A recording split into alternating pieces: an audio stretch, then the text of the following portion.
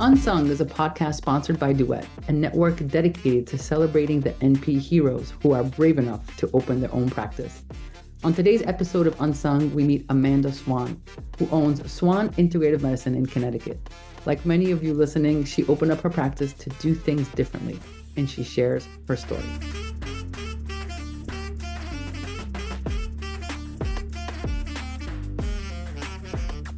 Amanda Swan, I'm so excited to have you here. Thanks. I'm happy to be here. Could you just tell, first of all our NPs or aspiring NPs, where is your practice right now? Yeah, I am in Glastonbury, Connecticut. Glastonbury is east of Hartford, so right in the middle of the state. Amazing. Mm-hmm. And so you own your own practice, but before we get to the practice part, what in the world made you decide to become a nurse practitioner? Yeah, good question. I wish more people asked me this question, actually, because I think the answer to this for all nurse practitioners is really important. And I think people need to hear these answers. When I was in college, I knew I wanted to be on some sort of a healthcare track. And I thought about being pre-med. And I quickly got to know the pre-med kids in my class. And some of them were my best friends, but I just didn't feel like they were my people in some way. Interesting. I feel like their intentions for going into healthcare were a little different than mine. They just seemed like a little more competitive than I was. There was just something about it that I was like, I don't know. I don't know if this is, if this is going to be my tribe. I don't know that this is it. So there's that. And the other piece of it is I've never been much, I'm a rule follower, but I like to think outside the box. Sure. And I've never been one to do what everybody else does. And I almost felt like for someone that was, pretty smart and on a track to do something important, like everybody goes to med school or law school. Like it seems like the easy decision to make. And that was kind of unappealing to me. And I thought maybe there's something cooler. There's another way to do this.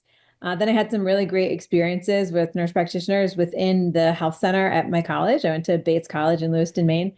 And I was like, man, this lady's awesome. And she's listening to me and she's teaching me. And this is something I really want to explore. And so you knew right away that you wanted to be an NP, not just an RN? Not just an RN, but you didn't want to stay at that level? Yeah, I actually thought I wanted to be a nurse midwife. Interesting. I was really interested in childbirth and women's health care. But then I realized that I didn't actually want to deliver babies. Yeah.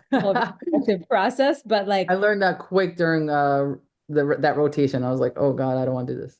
For those of you who do it, God bless you. Thank you for doing it. I just can't do it. Absolutely. Like sleepless nights, not my jam. So the nurse practitioner program that I did had a women's health nurse practitioner certification that was coupled with an adult nurse practitioner certification. So I could still do the women's health stuff, but not have to on the so you knew pretty early on that you want to be a nurse practitioner. For some people, they discover it after they do nursing for a while. But then there's a different level of crazy, which is the level of crazy that says, you know what? I am done with the safety of working for someone else. I am going to completely and utterly potentially blow up my entire life and open up my own practice. And I'm saying this with so much love as a practice owner myself. So what was your aha moment? You're like, okay, I'm gonna do this. I'm gonna go crazy. Yeah. I think it's when I realized that I had all these ideas of ways that I would practice or wanted to practice, but I wasn't in charge. I wasn't working for myself, so I could put these ideas out there, but they weren't necessarily going to go anywhere. And I felt a little stifled and realized. Give an example of like the type of thing you wanted to do, but you couldn't do. Well, I was in a conventional women's health practice, where I wanted to start recommending more supplements to people and educating them about that and getting some, inventory in the office so that we could offer them to folks. And, it was an idea that the practice owner was open to, but I knew that I was never going to be able to really run with that or, create a cool nutrition program to put people on. I needed to have my own gig in order to really make those ideas fly. And, it was important for you to have a little bit of that holistic integrative piece. Absolutely. Which clearly does not jive in most practices because it takes some time. Okay. How many years were you an NP before you decided, hey, I'm doing this crazy thing? 10. 10. Okay. Then Good. So then 10 years, and then who'd you turn around and say to, like your partner, who'd you turn around and say, listen, I had this crazy idea. it was my mom, Your mom, actually. okay. And She, mom was like, I met your mom. Mom was like, okay, baby, let's do it. Am I wrong? no, you're not wrong at all. She's a medical biller and was seeing me work for Yeah, these she's not likable. practices. For those of you obviously many of you don't know Amanda who are listening, but Amanda's mom is a force to be reckoned with. So there is no question that Amanda's mom was like, okay, baby, we're doing this. And by the way, Swan is really their last name. So cool. It is indeed. Yeah, Okay, she's so that you told tiny mom, and mom was body. like, let's go.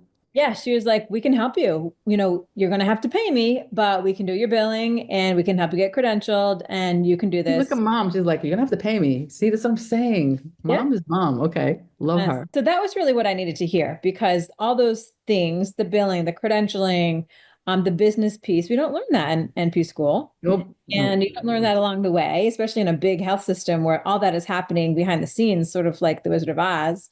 So to have somebody that I trusted say, let me guide you through these pieces was really instrumental in me taking the leap because otherwise I think I would have stayed put. So you decide to do this. Did you have to like secure funding?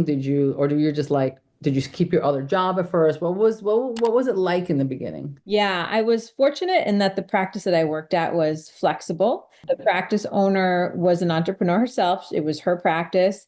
She just supported me and I slowly but surely pulled away 1 day a week from my schedule there Mhm. and started my own practice. I had to do that too because I was a single mom at the time.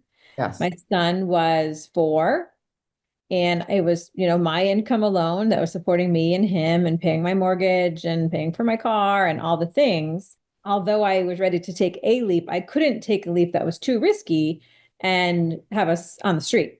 So I'm grateful that the scenario I was in was one in which I could slowly take one step away and one step forward.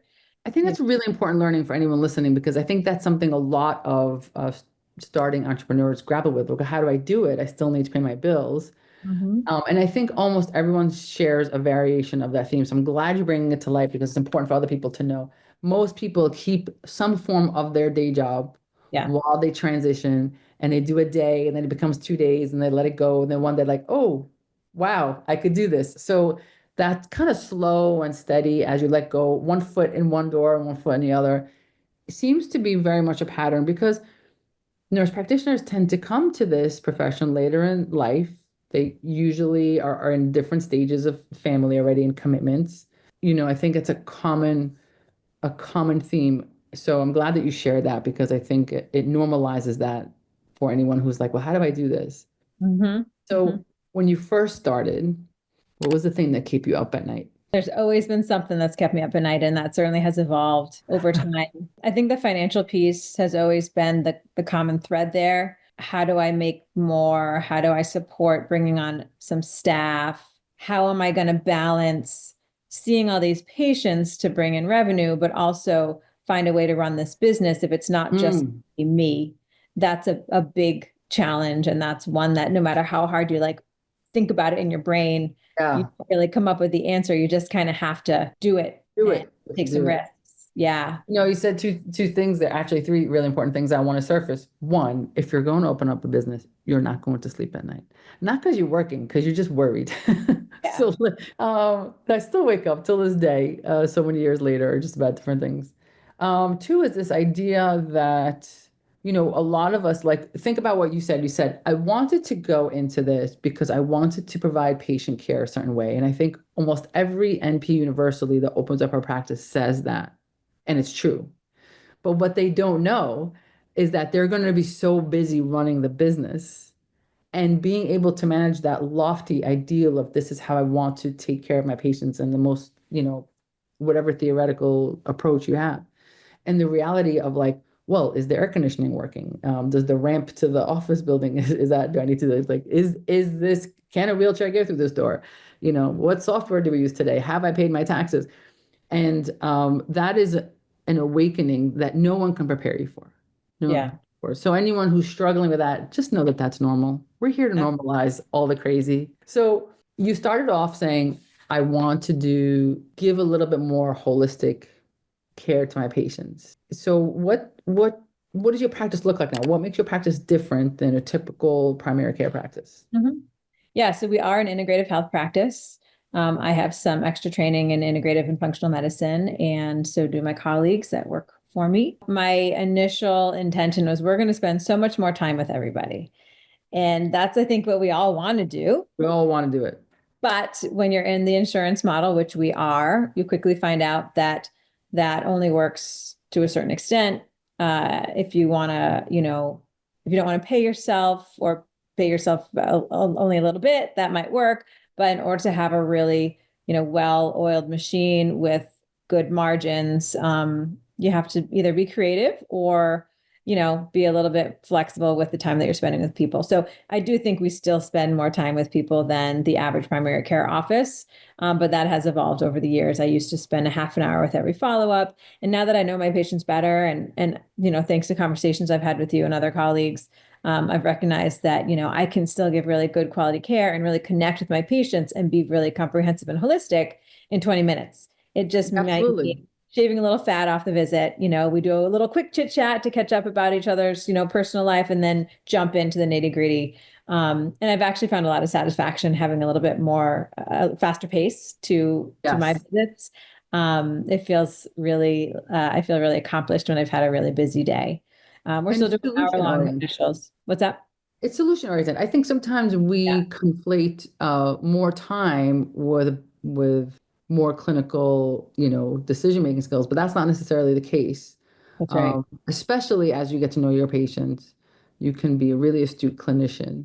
Um, Obviously it's case by case. Sometimes it is what it is. Sometimes that patient really needs more of your time. But I do agree. And then the reality is what it is. And to your point, if you're going to be insurance based, which I think just about everyone else listening is that, and some people might say, oh, well, then I just won't be insurance based, but that brings its own host of problems that is like, marketing and how do you convince people to pay out of pocket. So that's not necessarily the solution.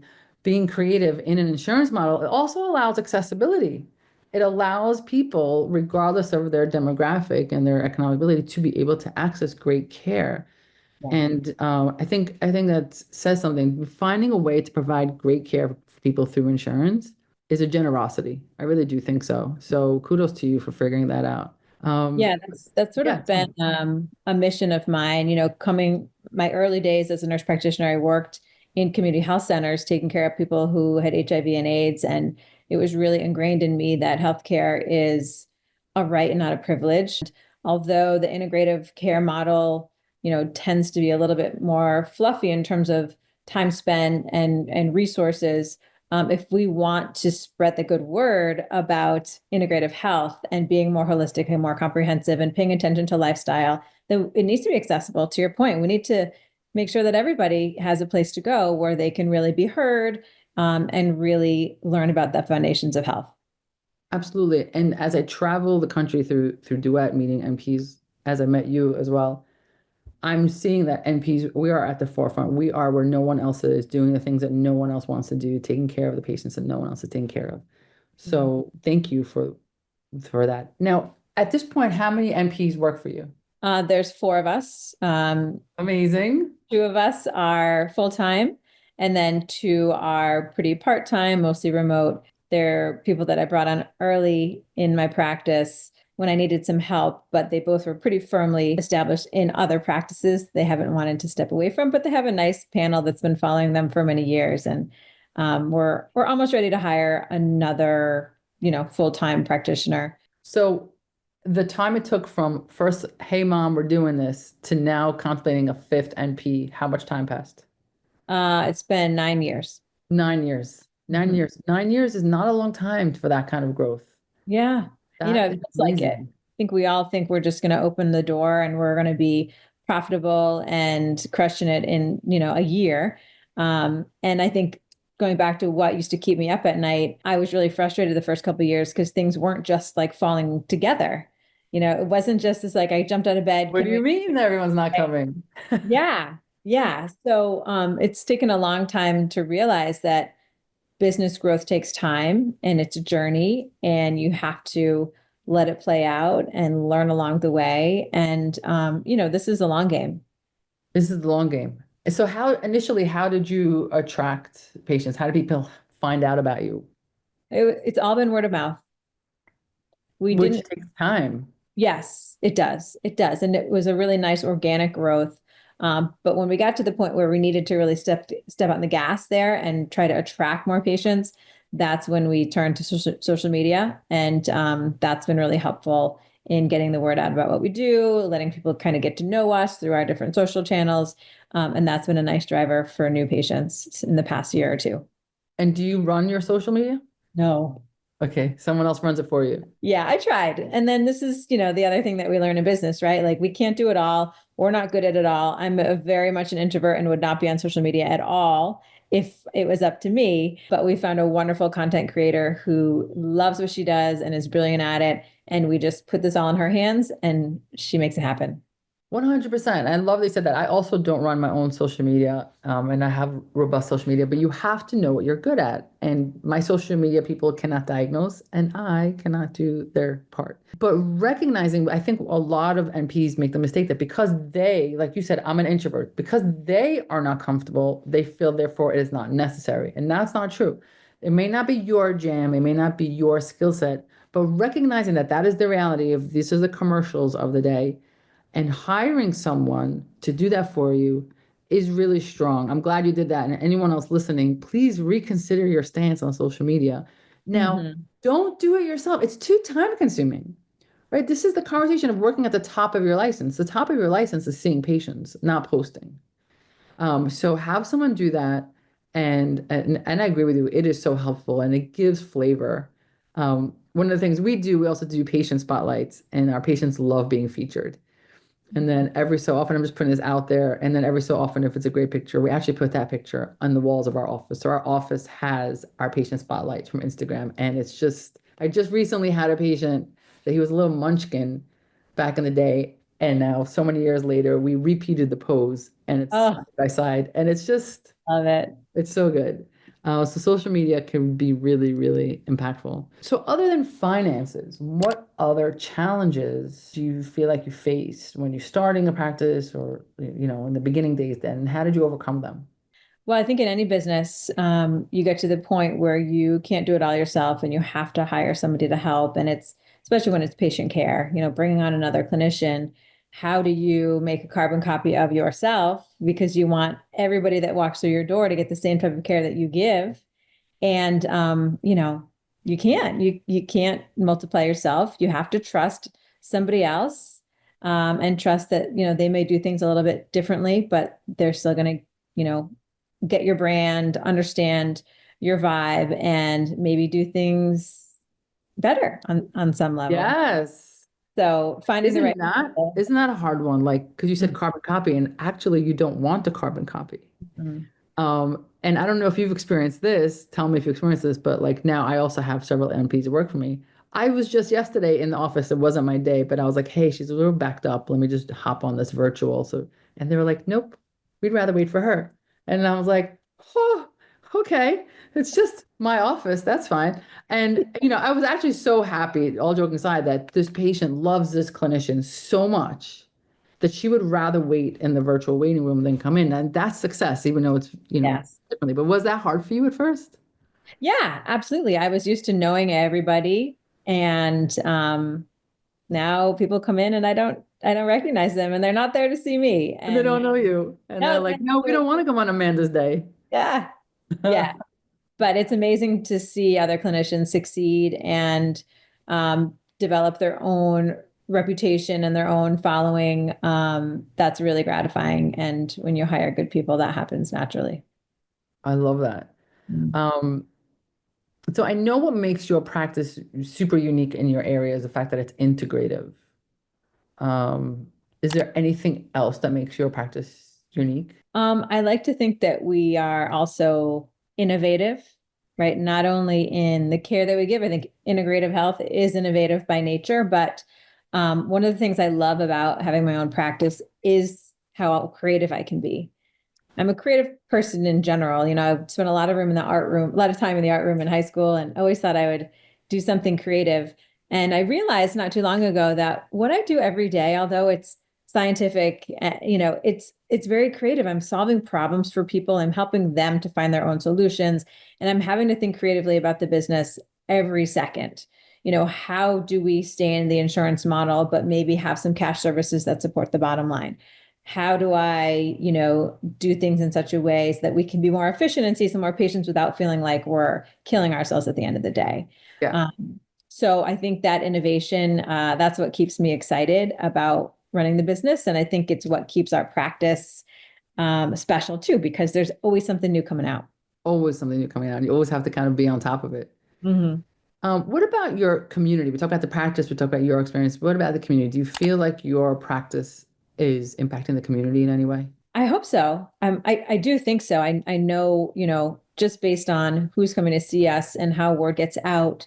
And when patients fill out the new patient survey, which we have on our website, we ask how they found out about us. And it's almost always through somebody else or through a colleague or another local business. So I think that the community around us does know who we are and knows what we do. And I'd like to think that we are really making a ripple effect there and helping all these people to live a healthier life. You clearly are, because they all keep coming. I'm going to go into the section called Words of Wisdom, where we now help the people listening to us see what they're thinking. So, what's the best piece of advice you've ever received about running your own practice? I think the best piece of advice I've gotten is to get comfortable with the uncomfortable. Praise. I say that all the time. Mhm. If you're looking for it to end, so you could be like, if I just do this one thing, it'll be better. No, it's not, sis. No, it's not, because the next thing's coming. It's right there. Yeah, and I was waiting for that for a long time. I kept thinking, okay, this will be the year. I'll get everything all lined up and I'll be able to breathe and everything will be Yes. like clockwork and I'll be good. And every time that didn't happen, I got really frustrated and I thought I was Yes. doing something wrong. And finally, I realized, like, listen, girlfriend, this is how it's going to be forever. And this is actually the sign that things are going well. Yes. You always Yes. have to be pivoting and thinking outside the box and changing things. And once, you kind of breathe during the quiet moments when things are going well and get ready for something else to change. It doesn't mean that things are exploding and going wrong. It's just that something's going to shift and you have to adjust. And if you are open to that and know that it's part of the process, it really takes a lot of anxiety and stress out of the picture. It's so true. And it's a kind of a litmus test, because when I teach in class and kind of tell people what it's like to own your own practice, and I'm like, if what I'm telling you makes you nervous, then it's probably not for you. But if what I'm telling you actually gets you excited, but if you're looking for kind of like, if you're like, I want to start my own business, I could have more days off. No, No. don't do that. And also, like yesterday, I came home and I happened to have a really, really good day. So I was like, oh my God, what a good day. This happened, this happened. And as soon as I start saying it, not that I took away from it because I still celebrated, but I immediately took a moment and said, sister, this too shall pass. So don't get like celebrate, but don't get too excited, because just like the good days, like you have bad days, but like it goes up and down. You can't celebrate too much and you can't get too down. You have to be like, okay, let's just ride this roller coaster in both directions. Yeah. So funny. Mhm. Okay, what are some common misconceptions about owning an MP practice that think we should put out there? I think a lot of people still think that NPs are just, the middle of the road kind of providers. I really get angry when people call us mid-levels. It's Mm, one of my least favorite things. They think that we're not qualified enough to have our own practices or to give good care. And that really grinds my gears. I think most of the patients that come to see me and come to see you and your colleagues know that we are the cream of the crop and we know what we're doing and we're very qualified and we give excellent care. But there's still people that just assume that we need to have a doctor overseeing everything that we do, or that we need to be consulting with the doctor every time we make a clinical decision. And I think, unfortunately, there's still a lot of work that we need to do as a profession to really prove how qualified we are. yeah. That's all right for them, right? Isn't it? For the people who need that, God bless. Yeah. One of the best pieces of advice I got very early on was from an MD who was very, very pro NP. And he's like, there's enough patients. There's enough patients for everybody. Yeah. That's So so if they true. don't like you, they'll like me. If they don't like me, they'll like you. And like just getting to that. So it's fine. I'm not for you. It's fine. Hmm. I remember when somebody came in a million years ago, like screaming because there was no doctor. I'm like, I don't know which part of NP being written everywhere on the website, the sign on the door, led you to think that there was any MD anywhere. But reading comprehension is an issue. I get it. It's still a misconception, but you know what? It's their loss, not Yeah. ours. There's It's, somebody for everybody. And yeah, there's plenty of patients to go around. And those are not the things we should be spending too much time worrying about. yeah, exactly. Mhm. All right. What would be a piece of advice you give an NP who's thinking about starting her own practice? I would say do it. Do Uh, it. do it. Don't wait. Don't wait till everything's perfect because it's never going to be perfect. Never, ever, ever. Start small, start with low overhead. You can do a Yes. lot with just a little exam room and a laptop and a stethoscope. Great advice. Just start and let the pieces fall into place. At the same time, as you're starting, be doing the work, the research to really know how to do it right. And early on, get people on board who can help you with financial projections, really knowing how many patients you need to see to support yourself and anyone that you bring on. There needs to be some planning, and there's amazing organizations, like Duet and others that can help with that type of projection. And, you don't want to dig yourself into a hole and then not be able to do what you set out to do in the first place. Absolutely. You brought up Duet. Well, I'm going to come back to Duet in a second because I have a question there. But in that advice is something I say all the time, and I want to surface it for anyone listening. Start small. Like it doesn't have to be your ideal office. It doesn't have to be the one with the 4 exam rooms that you can't afford right now. Sheesh, my first office was a hot mess. You just start somewhere. You could always expand. So I think some people think that it has to look a certain way right off the bat, and it really doesn't. Your first house, I imagine, is not where you are right now. Maybe it is, God bless, but it doesn't have to be. Yeah. Um, who did you meet from Duet first, and what made you decide to like start working with them? It was you.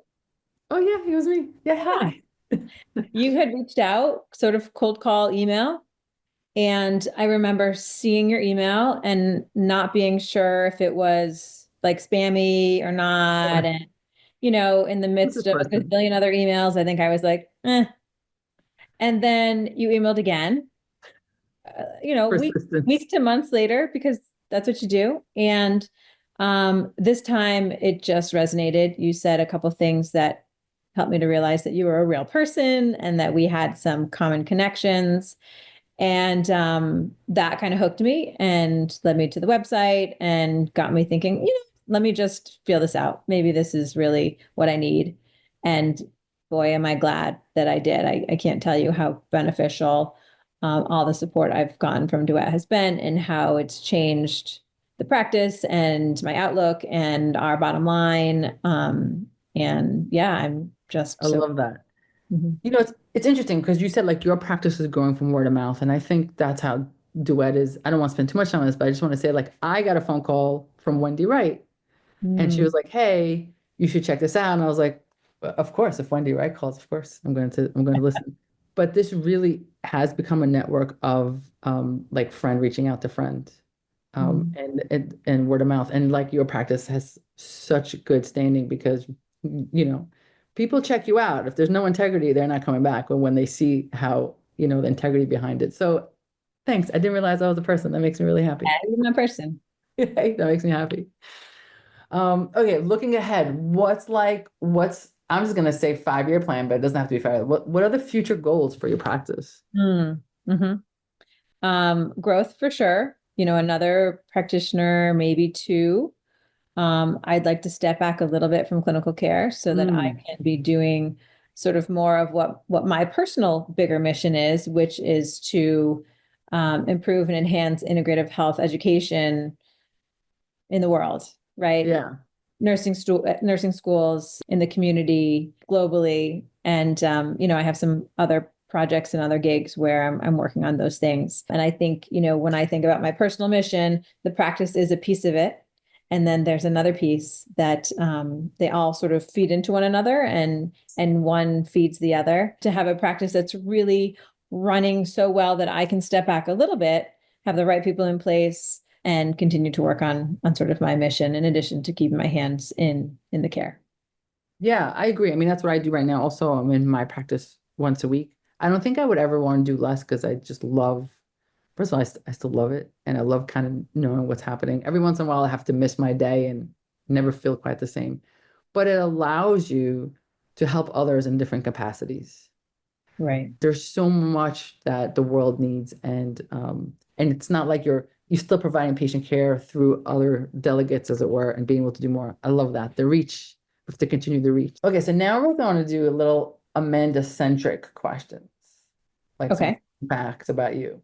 So what is a fun or surprising fact about you that most patients and maybe even your colleagues don't know? Well, I was a hockey player, ice hockey, What?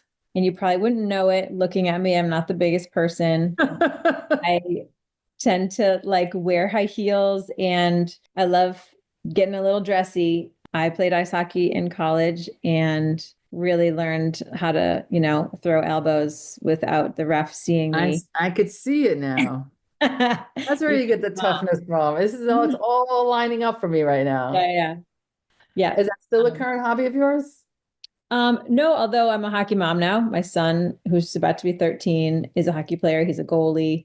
So I kind of am living vicariously through him. Are And you giving advice? yeah, Yeah, of course, Eve. What are you talking about? Of course I'm giving. So but I really what's love a it. hobby that you do now? I'm a knitter. No way. Yeah, I love knitting. If I could do it again, and if this wasn't my path, I'd probably own a little yarn shop. No way. I was going to ask you if you weren't NP, what would you be doing? So that would be it? Yeah, I think so. I think that would be it. I also think in another life I might have been a surgeon. It's that like fine motor skill. Hmm. I think it goes along with the knitting. I love, just using my hands to fix things. And so sometimes I wonder, okay, if I had gone the MD route, maybe I would be in an OR somewhere stitching people up. Oh, I love that. So wow. So like are you the person that gives people like knitted sweaters for Christmas? More like hats and wraps and scarves. Sweaters take a long time. I like Oh my chunky God. yarn. It's really I'm satisfying. putting in an order, please. You just let me know what you want. tell me your colors. I Black got you. yarn, black. Okay. Of it, Done. obvious. Done. It's like samurai color. Oh my God, I'm so excited. Amanda, is there anything else that maybe I didn't ask or that you want to tell our audience of NPs and would-be NPs? I think one of my biggest takeaways from this whole journey so far is the importance of personal development and personal growth. I have been stretched and pushed in so many ways because I've taken this path. I've had to face a lot of my own issues and barriers and traumas. And I've had to do a lot of hard work to, become who I am now. And I know that there's still a lot of work to do. I think anyone that decides to own their own practice has to be ready to do the work personally because it's hard. Managing other people is really hard. Dealing with difficult patients is hard. And when you are the top and you don't have someone that you can say, hey, this patient's being really whatever, it all falls on your shoulders and it Yep. really brings all those lessons that the universe wants to teach you. The universe really, really uses your practice to teach you those lessons. And if you can take advantage of that and do the work, it's like really transformative. And I feel like I'm becoming the person that I'm meant to be because Mm. I've had to face so many of my own barriers. So what you're saying is like, uh, at least this is what I'm hearing, maybe because it so resonates with me, is like you kind of open the practice for the other, for the patient. I want to give patient this, but the process and what you learn and owning your own practice forges you into, if you roll with it and you kind of take the punches and figure it all out and work and roll up your sleeves and do everything, it forges you into the human that you feel like you were meant to be. That was beautifully put. Yes. Oh my God, that's amazing. I like that. I really like that a lot because I could see that myself, like from everything you have to learn, managing people, things that you didn't think of because you come in clinically, then you Mhm. discover this whole other aspect of it. Yeah. And it can bring out the best in you. Yeah, it Oh my can. God. I Yeah. love that so much. Amanda Swan, Mm. thank you so much for being on this podcast. Oh, I you're always enjoy talking to you I do too. We should do on and this off the every day. camera. Yes, we should do this more often. And another trip to Connecticut is warranted. Good. Um, check out Amanda's website. Check out how awesome she is. Check out her reviews. Check out her socials. We learn from each other. And yeah, thank you for being here. You're welcome. I love connecting with other NPs and helping other NPs that want to do what we do. So yeah, hit me up. Thank you. Thank you, Amanda.